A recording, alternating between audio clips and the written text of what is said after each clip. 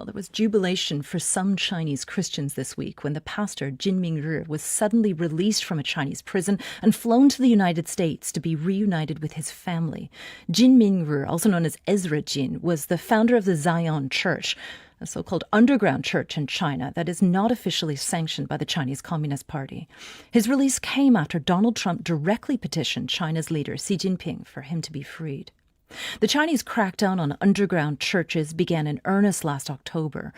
Overnight police raids led to Mr. Jin's detention, along with several other pastors from the same church. And those pastors remain in Chinese prisons. One of them is Gao Yingja, otherwise known by his English name as Joshua Gao. We're joined live from South Korea now by Joshua Gao's wife, Sherry Gao. Sherry, thank you for joining us on Weekend. When did you last receive an update on the condition of your husband, and what's the status of his imprisonment? Hi, thank you for having me this morning. Actually, yesterday, my husband's lawyer just visited him.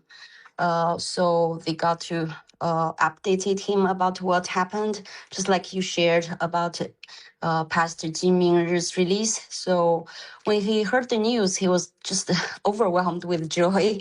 The lawyers described to me that he had tears with joy, and he was really excited about this news. And how is your husband doing? What are the conditions in prison like? Just like I think it's still like the living condition, the food still terrible, but he's really like going through these days by his faith.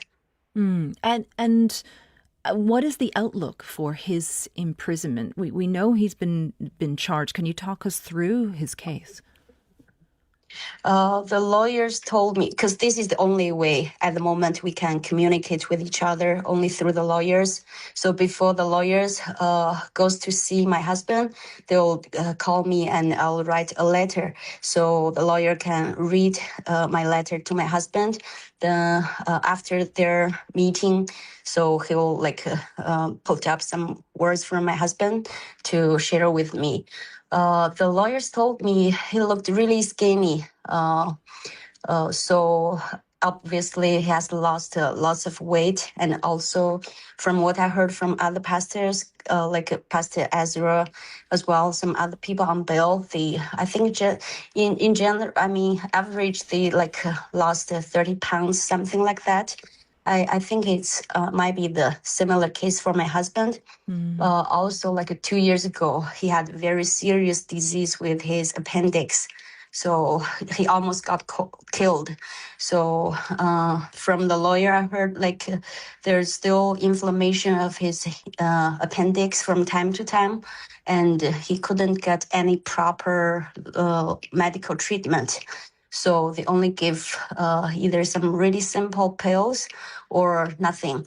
So I'm really concerned about his health on this point. So that's why we still we just want to really advocate for the improvement. Definitely the release as soon as possible.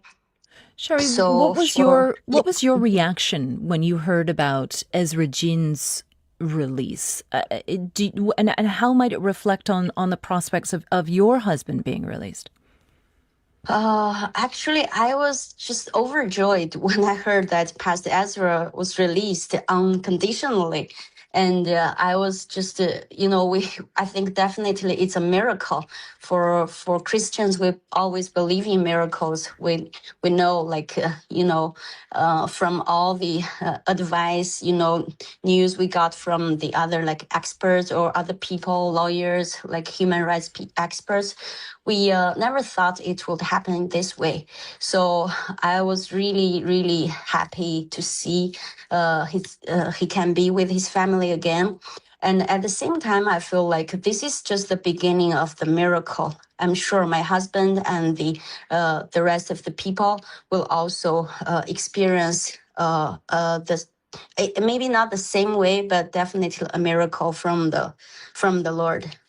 I can really hear your faith coming through there. I mean, Cherry, you had to escape China along with your son. I mean, why do you think these Christian underground churches seem to pose such a threat to the Chinese authorities? Why does Beijing interpret it that way?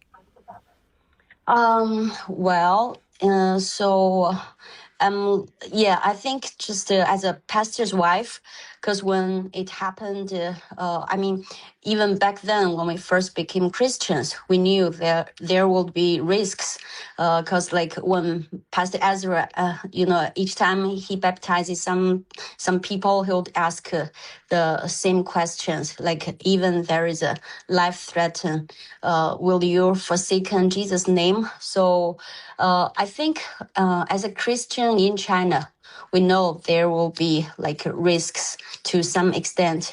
So for me and my husband, we are prepared for this. But like I also shared before, you can never be fully prepared for what is coming, because there are so many things to consider, and including my son, my family. So I think when it happened, the lawyers also warned me, like there is a high risk as a pastor's wife, because in the recent years they also see similar cases for underground churches. So they also will arrest pastor's wife along with pastors. So to me, I feel like as Christians, we are doing something really beneficial for the society, for the country. We are the group of people who love the country the most. So I just, I think, I don't know why they have such a fear of our belief, our faith. So I think it's really like if they can have conversations with us to really see and look what we are doing, so they won't just interpret it as a threatening. Cherry, we just have a brief time left, but I want to open the floor and go to our guest, Alexi Drew. Alexi, I can see you've been listening intently to what Cherry's been saying. Thank you. Yeah, I just had a really quick question. So you mentioned that obviously other underground churches have faced similar repression before. Do you think that this is has there been chances to see how this has played out in a positive sense for those communities before? Does it bring the community closer together? And do you think actually the long-term effect is just going to be that this builds community through this kind of strife rather than the opposite? Thank you for the question. I think it's really a good question. So actually for Christians, we all see that God is in control. He allows things happen, and also he can turn even it seems like a cursing, a really bad situation into a blessing, to be a bigger plan. So just like you just mentioned, we feel like this is like a nationwide persecution for underground churches. But after what happened to our church, we are witnessing this unity. People from other churches, they've been supporting us in prayers, in love, in all different ways, even financially. So I feel like it's really a time that we can all pray together, be united, because according to the complicated history of Chinese churches, it was pretty hard to really see the unity. While under this severe persecution, we really are witnessing this is happening. So we are seeing it's a really positive side. Just very briefly, Cherry, have you been able to speak to Ezra Jean and his family since his release?